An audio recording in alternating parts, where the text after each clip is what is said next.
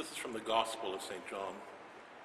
Then Jesus said to the Jews who had believed in him, "If you continue in my word, you are truly my disciples, and you will know the truth, and the truth will make you free." They answered him, "We are descendants of Abraham and have never been slaves to anyone. What do you mean by saying you will be made free?" And Jesus answered them, "Very truly I tell you, everyone who commits sin is a slave to sin. The slave does not have a permanent place in the household. The Son has a place there forever. So if the Son makes you free, you will be free indeed."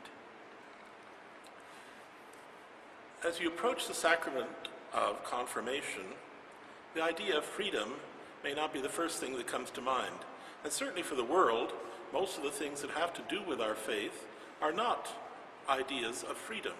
In fact, most of the world thinks that everything to do with the faith is about following rules, about giving up this, about restricting yourself from natural things. But the truth of the matter is that the world has a lot of rules itself and a lot of values that it imposes on you. Now, when you come to the sacrament of confirmation, it's probably the first free act that you make in your life in the church. In baptism, you were brought to the church as a very young child, and you had probably no recollection of it and no memory of that time. Your first communion and your first reconciliation probably were also things that happened when you were a little kid, and so probably you didn't have much to say about that either. But now, as you approach confirmation, it's your time to really make an adult decision about your membership in the church and about your commitment to what our faith teaches us and to the place that Jesus will actually have in your life.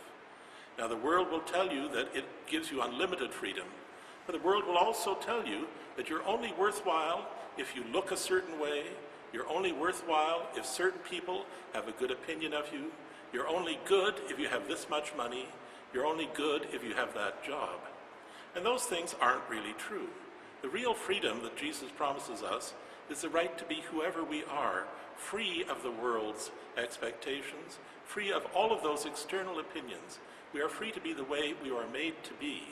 And for that, we really need to find our life in Jesus so that we can find a way of understanding who we really are. And so in the sacrament of confirmation, you're coming to make those kinds of choices and that understanding about yourself, and really to experience the freedom of being an adult in the church.